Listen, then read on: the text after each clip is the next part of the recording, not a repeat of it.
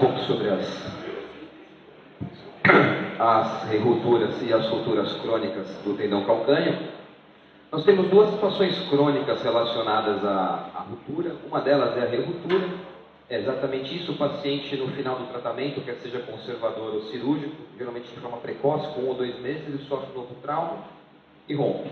E a imagem que nós observamos geralmente é essa: é um tendão alargado, com alteração degenerativa no seu centro. Além desse gap, tem alterações de sinal, que são degenerações. Esse é o aspecto intraoperatório, tendão doente, degenerado. A outra situação é a ruptura crônica. O paciente que fez uma ruptura, não foi diagnosticado, ele evolui progressivamente com perda de força de flexão plantar, impotência funcional, eventualmente dor. E esse é o aspecto que nós vemos, né? Os cotos tendíneos esparçados, distanciados, com um tecido cicatricial interpondo e melhorando, alterações nos rebordos do tendão, já mostrando alguma degeneração. E esse é o aspecto intraoperatório desse tendão também, tendão com características diferentes. É difícil a gente imaginar que esses tipos de tendão, se a gente mantiver, a gente vai ter um resultado bom no tratamento, né? Talvez a ideia seja modificar de alguma forma. Então, os objetivos que eu tenho com essa aula é que a gente consiga compreender as limitações da patologia da ruptura crônica e da reruptura e diferenciar da evolução da ruptura aguda do tendão calcâneo, para poder explicar para o paciente, escrever os princípios do tratamento cirúrgico e mostrar algumas opções cirúrgicas menos agressivas, menos invasivas.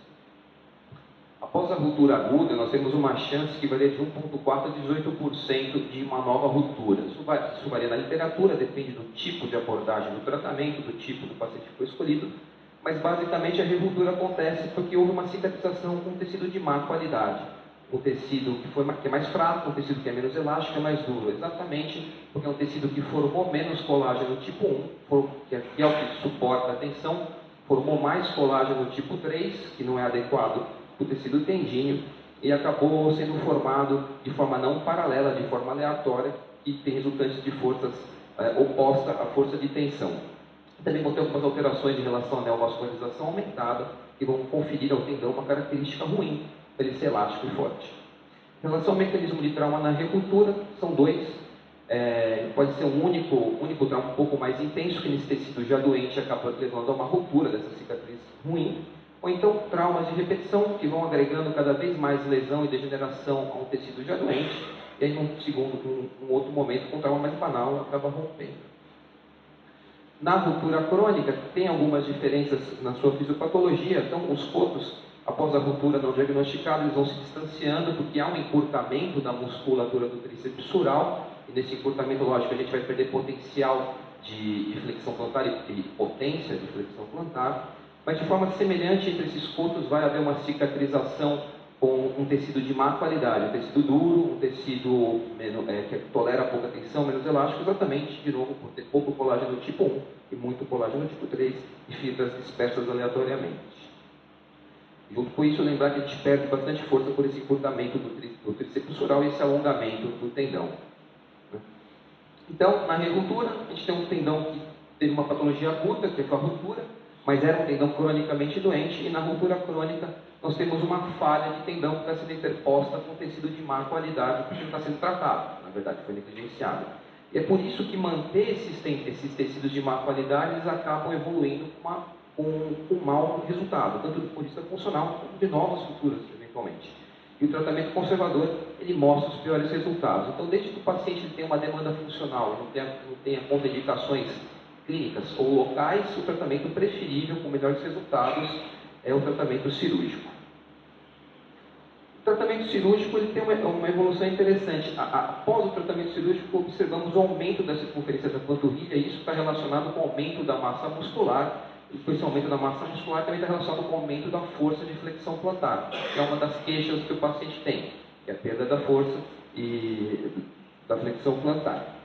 Mas mesmo assim, no tratamento dessas patologias crônicas, o lado operado ele é significativamente pior do que o lado que não tinha a lesão.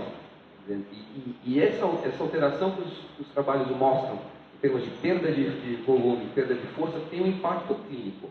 Metz, em 2015, ele comparou dois grupos. Ele comparou um grupo de reruptura e um grupo de ruptura aguda. E ele mostrou 61% de resultados ruins ou razoáveis no tratamento da reruptura em relação à avaliação funcional. Enquanto isso, ele mostrou 80% de bons ou excelentes resultados na ruptura aguda. Tá? Em relação ao retorno ao esporte, nenhum paciente com a reruptura retornou ao mesmo nível do esporte. E 61% da ruptura aguda retornaram ao mesmo nível do esporte. Tá? Então, é claro que é bem diferente o que a gente espera de uma ruptura aguda e de uma lesão crônica. Isso tem um impacto funcional, isso tem que ser explicado para o paciente, a gente tem que entender. Em relação à classificação, tem algumas classificações, e tanto a ruptura crônica quanto a reruptura elas são classificadas de forma meio conjunta, porque o tratamento ele é guiado exatamente pelo tamanho do defeito da ruptura. Então, basicamente, essas classificações mostram que defeitos pequenos, até 3 centímetros, são passíveis de serem suturados de forma direta. E defeitos maiores tem que preencher de alguma fonte de colágeno para interpor esse defeito. Então, como a gente vê na figura, o defeito pequeno é exatamente isso. A gente tira a lesão e sutura o término terminal e é completamente factível. Isso não chega a ser um problema. O problema são as lesões maiores, porque nós temos uma grande gama de opções de tratamento cirúrgico. Né? Então, uma das opções é alongar proximalmente para conseguir fazer esse contato término terminal na região da lesão. Então, aqui é um alongamento em VY. Classicamente, o VY corrige até 5 centímetros de falha, mas quanto maior for o braço do V, maior é o potencial. Então, um V desse tamanho na região miofacial pode chegar até 8 centímetros de alongamento distal para fazer a sutura. Lógico que isso vem com uma perda de força também. A outra opção, opções mais antigas, é usar a própria fáscia do tendão como tecido colágeno de interposto da fáscia e o tendão para ser interposto. Então, uma pequena fita com uma técnica de pós-morfo, ela é passada através de túneis no tendão calcâneo e é refeita a continuidade. A outra opção, a técnica de Gertz, onde a gente abaixa completamente uma fita do tendão e interpõe ela na lesão. A gente também pode usar opções de transferências tendíneas. As mais comuns são do fibular curto ou do flexor longo do alto. Além de ela interpor esse defeito e preencher, ela tem uma vantagem de acrescentar um músculo a mais. Quer dizer, principalmente nas lesões onde tem uma atrofia muito grande, uma liposupressão muito grande do tendão, ela vai trazer uma potência muscular maior para melhorar a função desse paciente. Classicamente, a técnica da transferência flexor longo do alto é essa: uma via posterior grande, uma via no meio do pé, para nós podermos fazer a ressecção do corpo distal do flexor longo do alto. Esse flexor longo do alto ele é puxado pela via posterior. Nós fazemos um túnel no calcâneo, esse aqui é o calcâneo desenhado, um túnel ósseo no calcâneo, ele onde a gente recupera a ponta do tendão flexor longo do alto e sutura o corpo proximal do tendão calcâneo. Então a gente transpõe o defeito tendíneo, mas agrega um músculo a mais, com uma incisão razoavelmente grande. E por fim, nós temos a última opção, que é usar enxertos livres. Pode usar graço, semitendíneo ou enxerto. E aqui é importante que a gente tenha um músculo funcional, um músculo viável para poder fazer a contração desse enxerto. A questão toda é que todas essas técnicas que eu mostrei foram feitas com incisões grandes, bem grandes. Incisões onde a gente secou muito músculo, secou muito tendão, criou uma lesão secundária na nossa abordagem. E a região posterior da perna é uma região que ela é mais suscetível à deiscência, infecção. Quando isso acontece, não é incomum precisarmos de reconstrução com retalhos, quer seja de rotação, retalhos microcirúrgicos. Nos últimos anos apareceram as opções minimamente invasivas, nas últimas décadas. Elas mostraram ao longo desse tempo que tem um menor tempo de hospitalização, uma reabilitação mais rápida e mais fácil, com menos complicação e melhores resultados funcionais. Todas essas técnicas são passíveis, ou a maior parte delas são passíveis de serem feitas por técnicas menos agressivas. Então, aqui é uma paciente com 6 semanas de uma ruptura insercional do tendão calcâneo. Nós observamos aqui a falha tendínea, mais uma região de degeneração da inserção. Então, a opção era substituir todo esse segmento de tendão, mais interpor essa falha. Foi optado por fazer uma transferência do flexor longo do alto para uma via posterior-medial única, que é bastante simples. O tendão flexor longo do alto está aqui atrás, profundo da gordura de KG. É bem fácil por essa via de ser ressecado. Anatomicamente ele está aqui, bem próximo do tendão calcâneo. Então nós fazemos a ressecção retromaleolar dele por um túnel. Nós passamos o ponto proximal do tendão calcâneo, suturamos o flexor do tendão calcâneo, criamos um túnel transósseo do tendão calcâneo, passamos o flexor longo do alto por esse túnel, damos a tensão adequada e suturamos com o parafuso de interferência. Esse é um aspecto intraoperatório do túnel, mais o enxerto já fixado para fazer interferência no túnel. Aqui é a sutura que sobrou de fibra do tendão calcâneo, mas esse é o aspecto da incisão, uma incisão pequena, não precisou fazer uma incisão, duas incisões, sendo uma incisão grande, estabelecida a unidade miotendínea e o Thompson negativo, mostrando que está passando tensão por toda a reconstrução.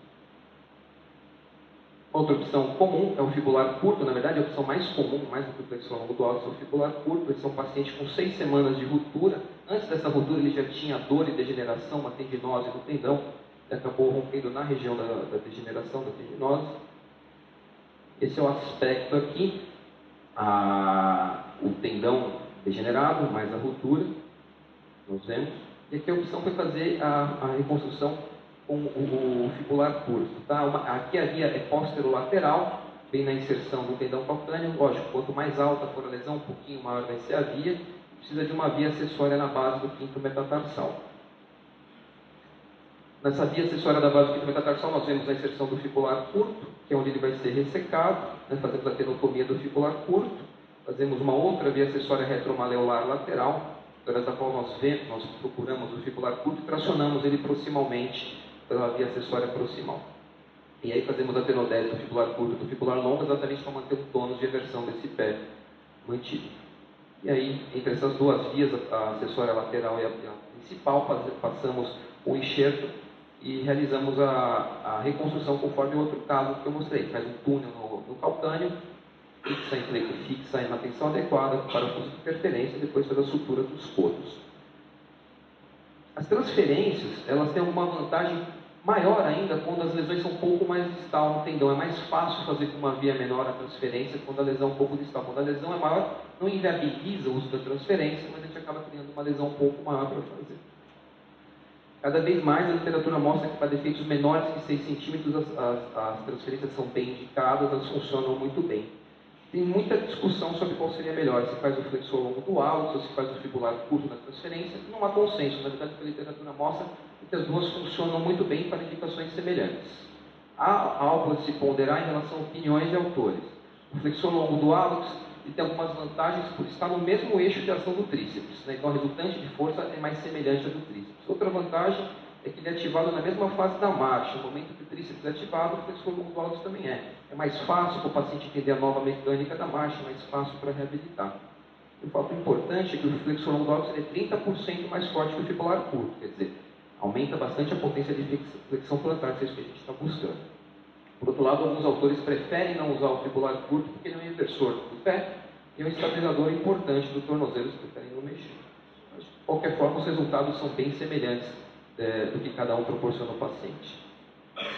Já nas lesões maiores, ou lesões mais proximais ou mais extensas, uma opção que tem é fazer o enxerto livre por uma técnica minimamente invasiva, o semitendíneo. Foi descrito em 2013 por Mafuri, ele tem alguns resultados que ele mostra desde então. Esse paciente foi o primeiro que eu mostrei da reruptura. Nós vemos aqui o tendão degenerado, o tendão grosso, degeneração perilesional, gap aqui, e a ideia era substituir tudo isso daqui. Então, era substituir com um enxerto de semitendíneo. O paciente ele é operado em decúbito ventral, então fica mais fácil fazer a retirada do semitendíneo e decúbito ventral mesmo. Nós palpamos o semitendíneo e com uma incisão transversa longitudinal pequena sobre o semitendíneo, fazemos a sua dissecção e fazemos a sua liberação, da sua inserção na pata de ganso e também da sua origem no ventre muscular. Nós teremos um tendão do tamanho adequado desse tipo de cirurgia, ele vai ter usado duplo. A cirurgia em si, do ponto de vista do tendão calcâneo, ela é feita por duas incisões, uma incisão proximal, tá? Então 2 centímetros proximal ao gap do tendão que é palpável, nós fazemos uma incisão na borda medial do tendão. Fazemos uma incisão longitudinal, cortamos a pele, o subcutâneo e a face que recobre a musculatura. Isso é importante que a gente saiba que está entre a face e o tendão, porque é o que dá a segurança de não causarmos uma lesão ossural que está no subcutâneo. Toda a cirurgia acontece entre a face e o tendão. A via distal é uma via lateral, não é uma via medial. Nessa via lateral nós vemos a incisão, a origem, a inserção do tendão calcâneo, mais a parte superior da tuberosidade do calcâneo, o osso, isso é importante para a confecção da cirurgia. E aí o próximo passo dessa cirurgia, na verdade, é fazer uma tenólise circunferencial desse tendão. Esse passo é o passo mais difícil da cirurgia, porque ele está firmemente aderido, fibrosado no subcutâneo, dá um pouco mais de trabalho soltar todas essas aderências. Tunelizamos a incisão entre incisão proximal e incisão distal, e aí exteriorizamos o tendão doente pela incisão proximal, e aqui a gente vê toda uma alteração cicatricial degenerativa desse tendão, e aqui em cima já um tendão com uma característica um pouquinho melhor. E é nesse momento que nós ressecamos tudo que há de inadequado no tendão e deixamos um coto proximal saudável e um coto distal saudável, que é o que vai melhorar a qualidade dessa unidade miotendínea. Nesse coto proximal, nós fazemos um túnel transversal, através do qual passamos o semitendíneo, o enxerto semitendíneo, e aqui é bastante importante suturarmos a parte distal desse tendão, exatamente para evitar que forças de tração desse semitendíneo rasguem as fibras do tendão e perca a adesão. Lógico que a gente continua suturando o semitendíneo no corpo distal do tendão para melhorar a fixação. E aí transpomos o tendão por um túnel subcutâneo entre as duas incisões. Na incisão distal tem um cuidado especial com o osso. A gente resseca essa parte superior da tuberosidade do calcâneo.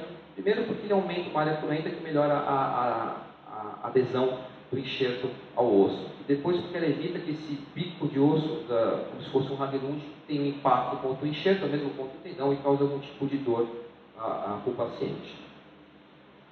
E aí confeccionamos um túnel, novamente a técnica da interferência, confeccionamos um túnel, tracionamos o enxerto pelo túnel, e aqui uma fala que tem que ficar em flexão plantar máxima essa tensão.